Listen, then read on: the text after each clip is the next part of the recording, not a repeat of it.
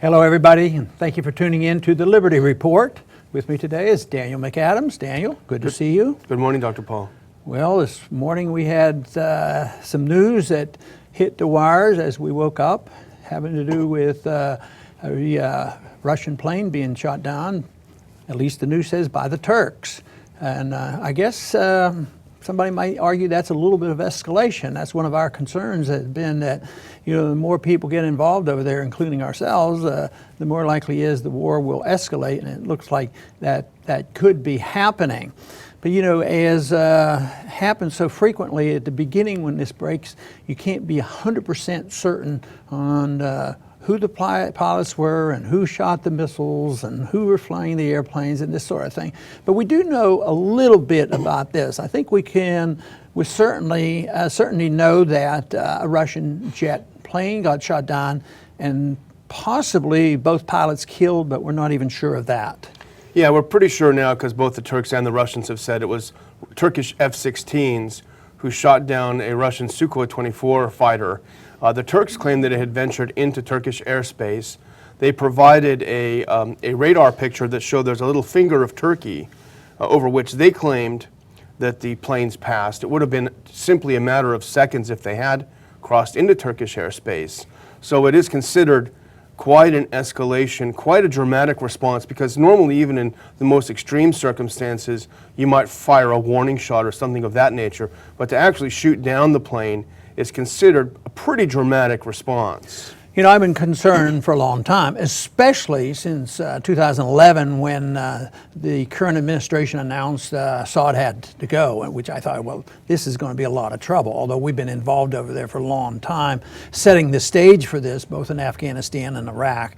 And this thing has continued and escalated, but the problem is still knowing how much we're involved. What I'm concerned about now is what can this get into? My immediate response to some of this when I hear these news is to look at the financial market. Financial markets tell you a whole lot, and if it were World War III, the markets would have acted differently. The markets actually they reacted, but they were rather subdued.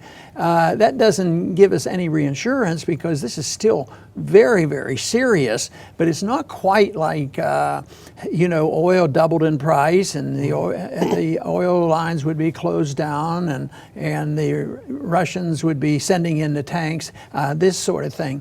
But it still is rather serious, and the other thing that concerns me is the fact of an entangling alliance that we've had since World War II. It's called NATO, which had a purpose at one time quite different than it is now. Now it's just to try to aggravate the Russians, and they did that in Ukraine and Europe and putting our missiles in.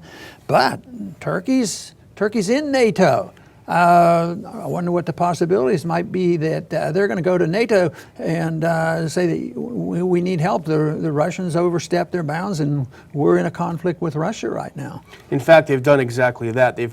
Turkey has called for an emergency meeting of NATO this afternoon as if they were the ones that were attacked. But already some NATO members are expressing some concerns about the Turkish behavior. For example, the Czech Prime Minister Zemin said this is really out of bounds to shoot down the plane. They're concerned. The U.S., from what I could tell before we went on airtime, has not commented at all. And the real question remains, and you can get both sides. Some say that the Turks would never have done this without U.S. permission, and others might claim that the Turkish President Erdogan felt emboldened by his recent electoral victory and may have wanted to forestall what he saw was a very successful Russian effort to turn back the regime change tide in Syria.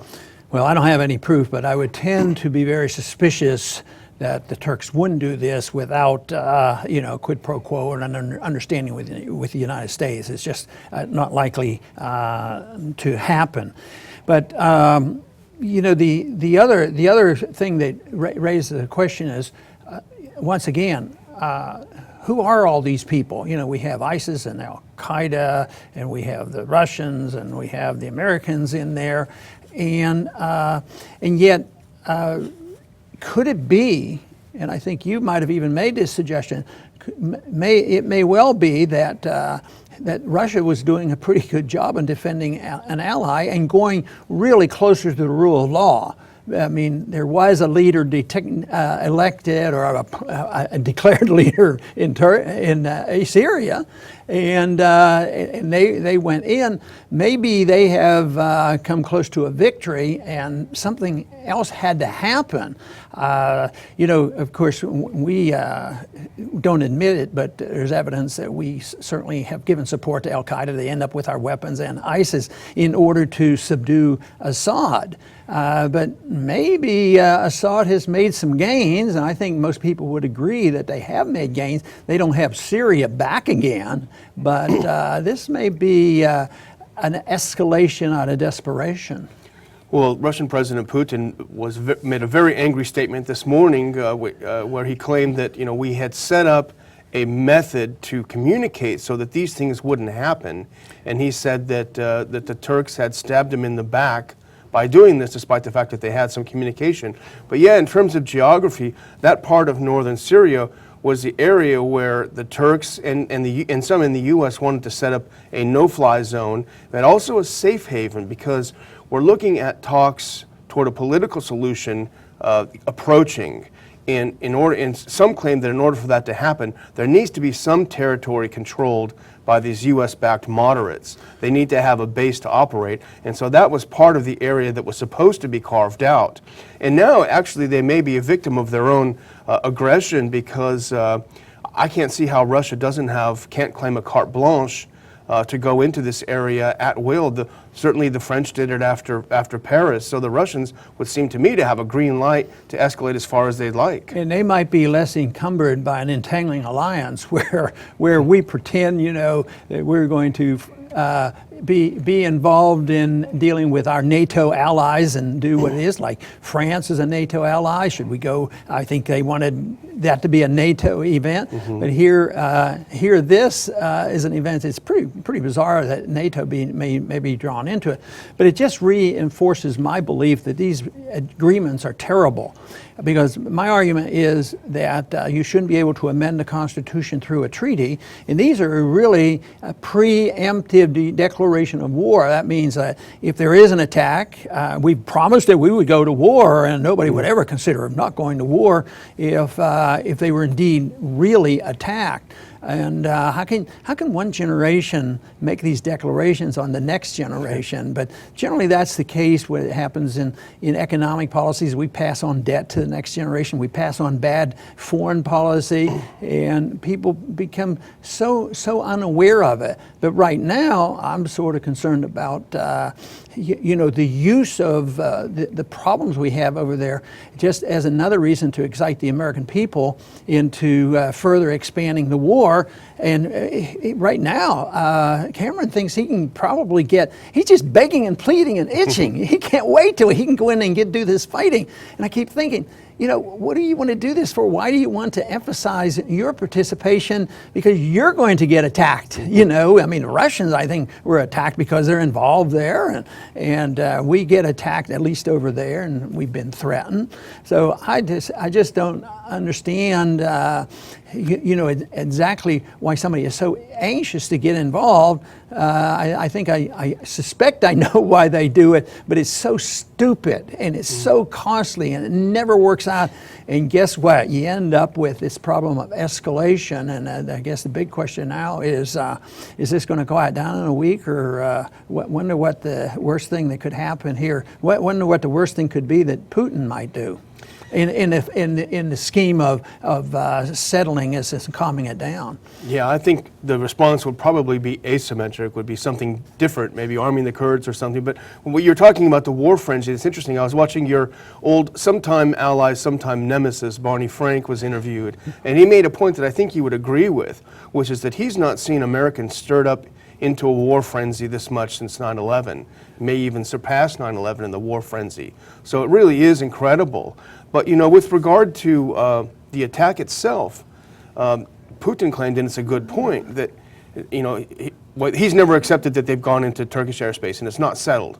But let's just say, even if they did, Putin claimed we're out there attacking ISIS. Why would you down our plane? I thought ISIS was the enemy. What's going on here? Yeah, he's in the driver's seat there, in the so-called moral high ground, if there is such a thing. He wants to go after ISIS. It seems like we don't like that because we pretend ISIS is the real enemy, but ISIS is also our subtle ally to help get rid of Assad. So maybe our government and a few others ought to just give up. Just let Assad be alone for a little bit, and see what happens. But it just seems like if the world is a little bit quiescent with an ongoing war, it seems like certain people on both sides of the equation, the East and the West, United States and Europe, they just have to have something to go. Like Ukraine. I wonder, Ukraine just pops out of nowhere and says, we're going to get rid of this guy. And they stir up trouble. Assad has to go. He's a bad guy. Saddam Hussein, he has to go. And create a monsters of a situation over there, and on and on. And the worse it gets, and the immediate thing is bomb. I think some of those candidates right now, they want to escalate, not want to. And you say, well, those are just the Republicans, except for one, that might not want to do all this bombing. But what are you going to do? Go with Hillary because she might have a little bit better approach to this? She's probably as bad as all the neocons. Oh, she's called very, very much for the no-fly zone, and Americans don't understand the implications of that because, ISIS and all of the other Al-Qaeda, they don't have planes. A no-fly zone is only directed toward the Russians and the Syrians. They're the only ones non-NATO there that have planes. Yes. Well, anyway, this is a serious situation, and everybody will be talking about it today. And of course, the resolution of this will not come quickly, and exactly what happens we don't know.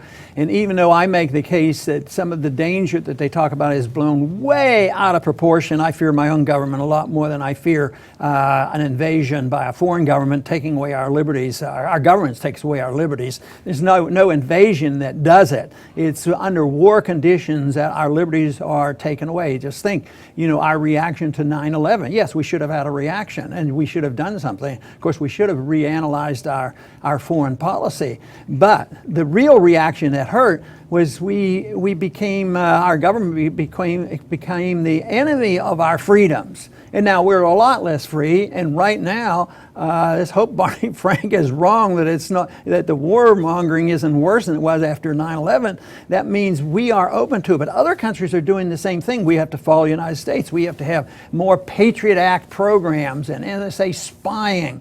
And it looks like we're self-destructive. And of course, there's no need for this. If people had a proper understanding, I still believe that if you had an out-and-out vote of the American people or the people of the world and just said, is war good? Is this good that we do this? Oh yeah, I just love war. No, I think people want peace, but they get badgered into it with the propaganda, the government propaganda, and the control that the military-industrial complex has, and the hatred that they can build up, and then the use of religion to get people antagonistic against each other. But I still believe that it's a more natural thing for people to want to have peace and it's a minority that want the war, but they instigate it and they arouse these fears in the people, and I think a lot of that is what's going on. So I think the more that people are informed about what's happening, the better judgment they can make. But it shouldn't be considered unpatriotic to question your own government's policies. That's what we need to do today more than anything. I want to thank everybody for tuning in today to the Liberty Report, and please come back soon.